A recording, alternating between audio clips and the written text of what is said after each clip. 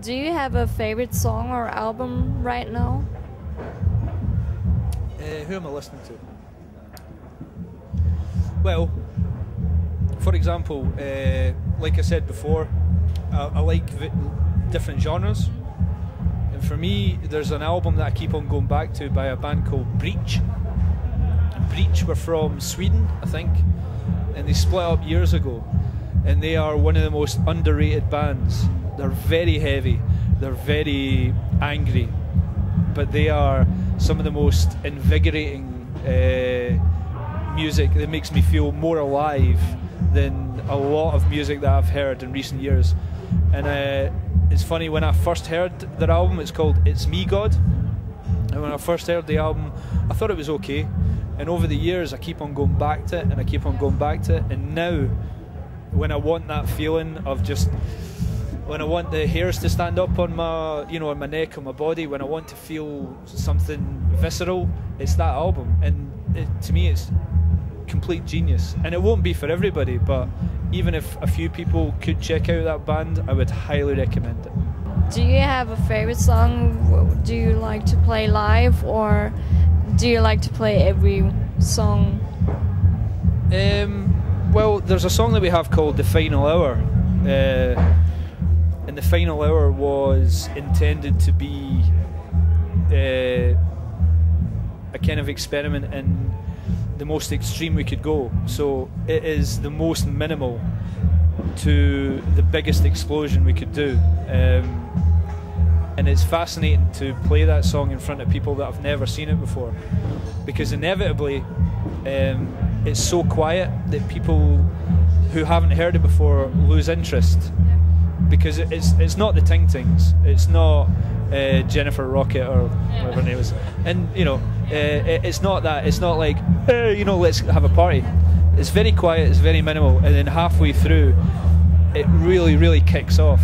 And what is so satisfying is watching an audience that have never heard that song before, because when it kicks off, they shit their pants, and it's fantastic. It's the best feeling in the world, especially when they're talking to people, because they're talking to people and you can actually see them just go whoa, and their drink goes up in the air, and they just they will never ever forget that moment, and it's brilliant. It's really good.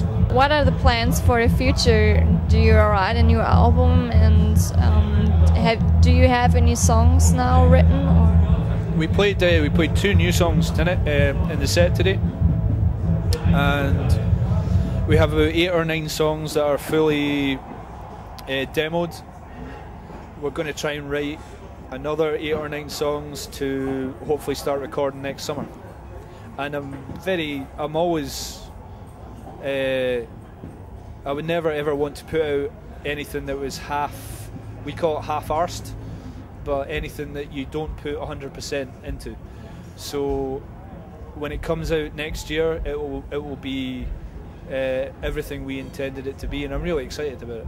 Really excited. Do you like German food? German food's great, yeah. Although I don't understand your breakfasts. I don't understand how you can, you know, set out on well, we call it mystery meat and bread that you could kill somebody with from if you threw it at them. I don't like it either. Well, see if we have we turn up at, you know, a hotel or whatever. See if there's bacon there. Oh, it's amazing. It's like, oh, there's bacon, but there's never bacon where we go. It's just it's 3 different shades of cheese, and I don't know what the difference is. Some bread that you could kill somebody with, maybe an egg, if you're lucky, an egg, and cereal. And I'm kind of like, how do you guys survive on that? I don't understand.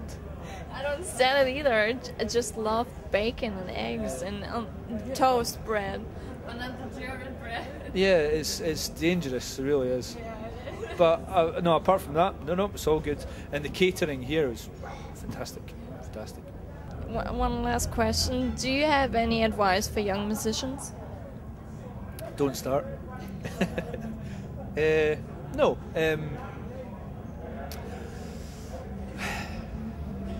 What advice would I give them? I personally would hate to start a band now. Not hate, I would be terrified to start a band now, because Aerogram were coming up just as the internet was starting to kind of expand, and we had no idea what was going on with the internet. We just didn't understand it, you know. And I think there's a fallout from that. I think people still don't know how to combat the fact that music is free. And there's a generation coming up now that don't expect to pay for music. They just don't, because it's always been free. They've never bought a CD in their life. And I think there's a small minority of people that are still buying vinyl and stuff like that, but it's getting smaller. And I personally have absolutely no idea what the answer is. So advice to... I need advice from them. I don't know what the solution is. You know, because, I mean, it makes sense. It's like, you know, like I say, we've travelled from Glasgow, and unfortunately that costs money, you know. And it's not a dirty word. It's business. And people, you know, I think forget that music is still a business. I mean, it's artistic, absolutely, but it's just, like I say, it's the same with actors, it's the same with painters, it's the same with anything. You need a certain financial return to be able to continue to do it. And if the band that you love the most, you know, forget for a second that I'm even in a band. If the band that you love the most can't afford to do it, they're going to do one of two things. They're going to start making shit music to make money, or they're going to stop. And unfortunately, there's a responsibility for people to actually support the bands that they love.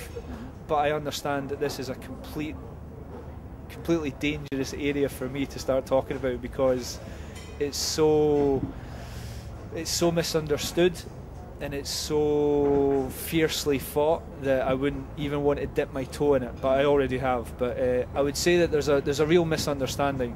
So, for example, people probably think that I've made thousands of pounds off of the band, and I've never stopped working as a chef, you know, because I can't afford to do the band. And you know, but that's not getting out the violins. It's not a sob story. I'm perfectly happy with that. But I think there's definitely a question of how does any artist continue to do what they do if they can't afford to do it completely? Because quite frankly, my landlord doesn't care if our band is critically acclaimed. They only care if the rent is paid. And again, I'm getting further into this discussion than I really should. I don't know. What's the answer? You tell me. What is the answer? You know. So you take a photograph, and you're like, I took that photograph, and somebody takes it off the internet and uses it. You know, uses it for themselves, and you're kind of like, yeah, but I took that photograph, and somebody's like, yeah, but it's free now, and it's like, no, it's not free. I would like to do this full time. I would like to commit to it full time, but I can't. And there's plenty of people that are kind of like, but it's free, and they don't really understand they don't understand the work that goes into it. But it's what it is. There is absolutely no point in fighting against it, because it's like there's a journalist in the UK that said it's like throwing shoes at clouds. It's useless, you know. It's completely useless. So I personally have no idea what the answer is. My advice to new bands is that you should definitely do it yourself, and do it because you love it. If you make money off it, then that's a bonus. But there's something undeniably incredible about playing in front of an audience that actually understand and appreciate what you do. And don't get me wrong, that's the best feeling in the world. It really is.